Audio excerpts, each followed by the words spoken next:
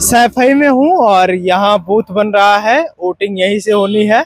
यहाँ से डिम्पल यादव जी प्रत्याशी बनाई गई हैं, जो कि समाजवादी पार्टी की राष्ट्रीय अध्यक्ष अखिलेश यादव जी की धर्मपत्नी हैं और वो चुनाव लड़ रही हैं। बहुत सारे कार्यकर्ता दूर दूर से आकर उनका प्रचार कर रहे हैं। उसी क्रम में ये आजमगढ़ से आकर उनका प्रचार कर रहे हैं। आजमगढ़ अगर आपको याद है तो धर्मेंद्र जी की सीट है, धर्मेंद्र यादव जी की, जहां से निरहुआ इस बार सांसद ही जीत गए हैं और वो सांसद बन चुके हैं। क्या कमियां रही आप लोगों में जो निरहुआ को सांसद बना दिया गया वहां से? देखिए, कमियां कहा जाए कि भाजपा के मकड़ जाल या झूठ वादे, झूठ जनता में गुमराह करना, ये भारतीय जनता पार्टी की आदत है। उन्होंने देश के जनता के साथ झूठ फरेब करके सरकार बनाई, एक बार नहीं दो बार बना ली। हाँ, और दूसरा सही बात में आज आजमगढ़ की जनता जो है सचेत है, जानना चाहती है अपने कि एक ऐसे जुझारू नेता जो छात्र राजनीति से निकला हो उसको संसद में भेजने का काम करेगी इस बार 24 के चुनाव में। छात्र राजनीति से निकला हो या परिवार राजनीति से निकला हो? देखिए, मैं मानता हूं कि इलाहाबाद यूनिवर्सिटी से छात्र संघ का अध्यक्ष पद का चुनाव जीत जाना आसान बात नहीं है, लेकिन पार्टी और परिवार का सहयोग बिना भी कोई आम बच्चा क्यों नहीं?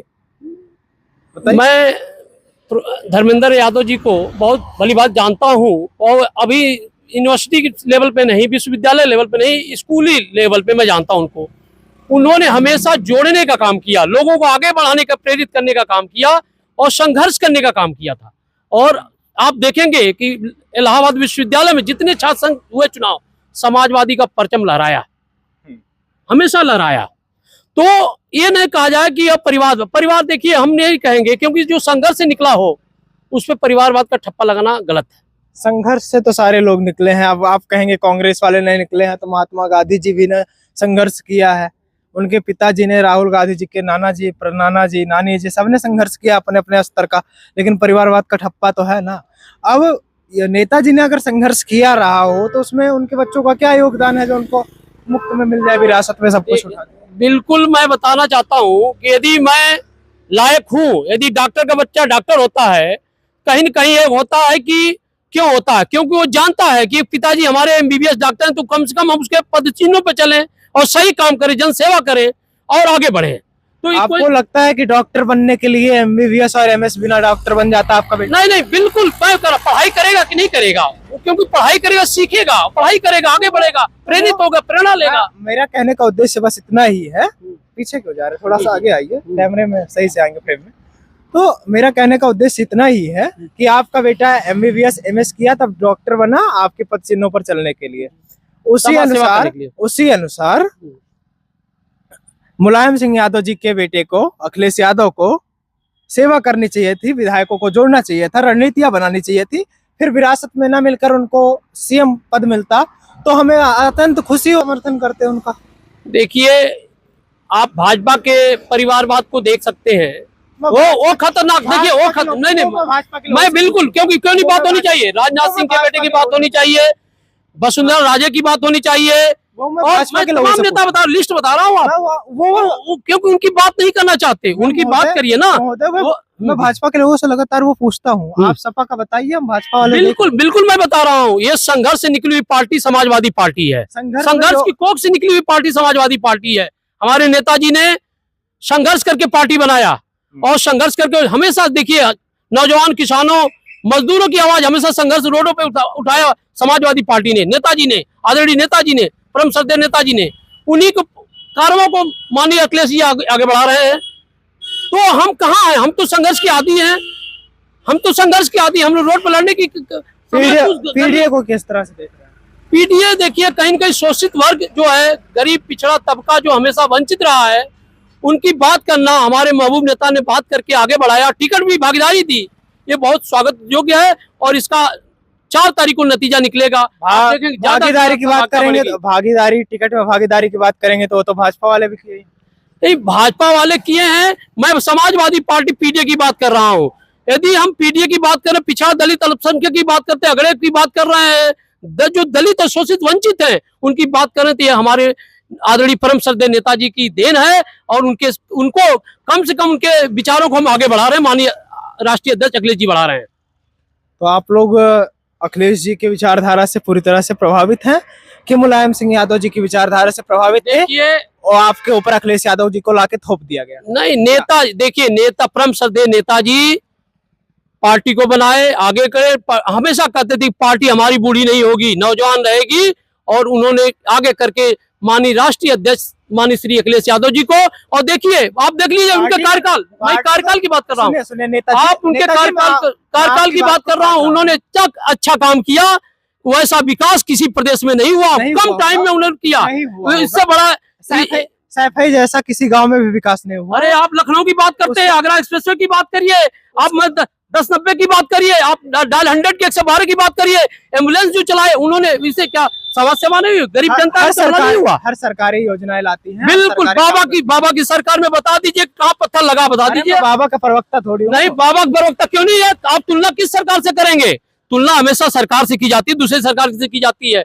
इसलिए मैं कहता हूँ कि समाजवादी सरकार हमेशा, चाहे नेताजी के नेतृत्व में बनी हो, चाहे माननीय श्री अखिलेश यादव जी के नेतृत्व में बनी हो, हमेशा गरीब मजदूरों किसानों की ध्यान रखी है। मैं आपसे इतना जानना चाहता हूँ कि जो ये नेताजी हैं, आप जिन नेताजी की बात कर रहे हैं, क्या समाजवादी पार्टी के सारे युवा और कहीं चले गए थे? एक ऐसे अपने ही घर के व्यक्ति को अध्यक्ष पद सौंप देना, फिर सीएम पद सौंप देना, क्या है ये? देखिए, आप शायद इनके संघर्ष को नहीं देखना चाहते हैं या जानना चाहते हैं। 2012 में ही नहीं, माननीय श्री अखिलेश यादव ने क्रांति रथ लेकर चला, पूरा नौजवान सड़क पे आ गया और आंधी पलट के रख दिया, उस बसपा सरकार को सत्ता से बेदखल किया, और सरकार बनी 2012 में, सरकार बनी आपका कहना है कि अखिलेश यादव जी विरासत में नहीं पाए हैं राजनीति? देखिए, सच्चाई बता दूं कि संघर्ष की कोख से निकली हुई समाजवादी पार्टी है।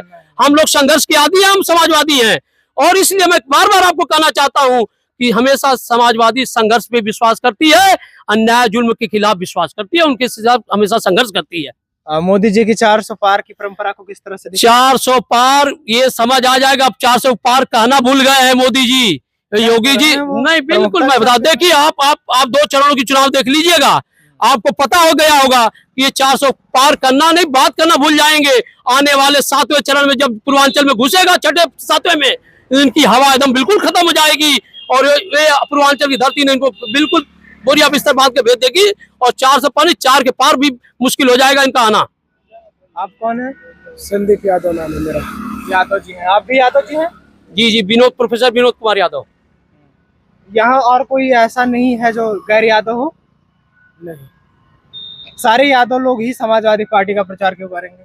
नहीं जो आओ फिर आगे आओ, गैर यादव हो तो हेलो, वही तो हेर रहे हैं। क्या नाम है? हमारा नाम समर बहादुर सिंह। कहाँ से हो? आजमगढ़ से। आजमगढ़ से हो। सिंह साहब, क्या प्रमुख लगता है समाजवादी? प्रमुख यही लगता है कि अब किस बार सरकार बदलेगी। सरकार बदल गई, समझ लीजिए सरकार गई, लेकिन आपको क्या प्रमुख लगता है? समाजवादी पार्टी से क्या अपेक्षा है जिससे आपको लगता है कि सरकार बदलनी चाहिए? सरकार बदलनी चाहिए। महंगाई है, बेरोजगारी है, जितने भी पेपर हुए सब लीक हो गई इस सरकार में, और महंगाई बहुत चरम सीमा पे चढ़ गई है, बेरोजगारी बढ़ती चली जा रही है। जनता को क्यों नहीं दिख रहा है? ये समाजवादी पार्टी के, कांग्रेस के प्रवक्ताओं को और उनके नेताओं को ही क्यों नहीं? जनता को दिख रहा है। हम लोग जो है आजमगढ़ में 4 मोटरसाइकिल से 8 लोग 1 महीना 15 दिन, जब प्रचार नहीं शुरू हुआ था, इसको रख के, ये तो यहाँ मैं ले लिया गमछा रख के हम लोग फील्ड में पूरा दौड़े थे। 2 लोग विधानसभा है, विधानसभा 10 है, लोकसभा 2 है, सब दौड़े थे 10 विधानसभा में। जो है कोई ऐसा व्यक्ति नहीं मिला कि जो है ये कहे कि बीजेपी सही है। भैया अब की बार बदलेंगे, अब की बार बदल देंगे, जरूर वोट देंगे, अखिलेश को जिताइए। नेताजी ये बताइए, बीजेपी को बदलने की बात हो रही है, परिवर्तन संसार का नियम है, मैं मानता हूँ, लेकिन जो आज इंडिया अलायंस में खड़े हुए हैं, ये कभी ना कभी सत्ता में रहे हैं, इनको बदलने का पूरा मौका मिला है, इतिहास बदल सकते थे, इतना मौका मिला है कि इतिहास परिवर्तित कर सकते थे।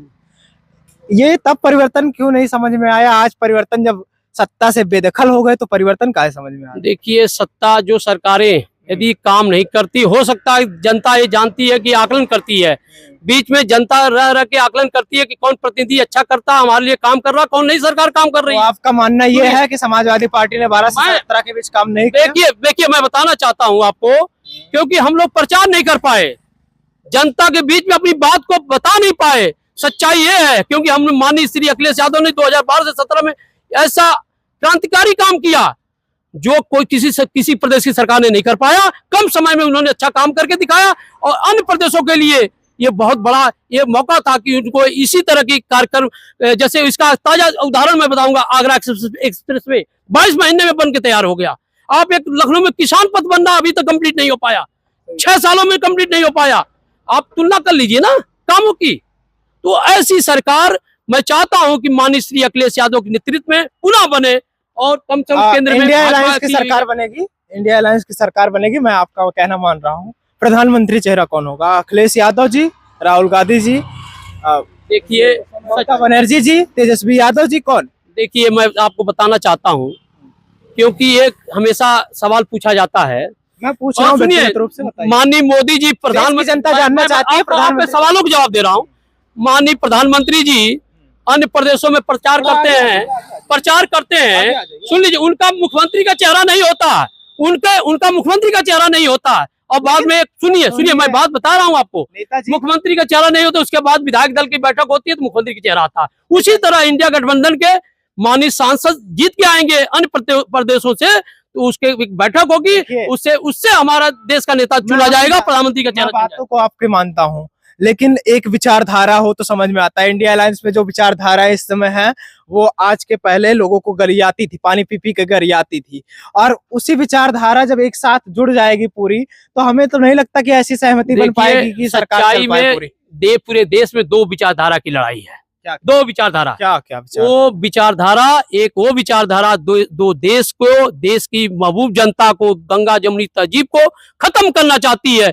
एक विचारधारा वो है जो इस गंगा जमुनी तहजीब को बनाए रखना चाहती है। वो कौन सी विचारधारा है जो? और हम लोग इंडिया गठबंधन के लोग गंगा जमुनी तहजीब को बनाए रखना चाहते हैं, भाईचारा बनाए रखना चाहते हैं। हम उस पर विश्वास करते हैं, संविधान को बचाने के लिए, लोकतंत्र को बचाने के लिए हम लोग आगे आए हैं, उस पर विश्वास करते हैं। उस विचारधारा जी के साथ है, हमारे महबूब नेता राष्ट्रीय अध्यक्ष जी माननीय श्री अखिलेश जी के साथ है।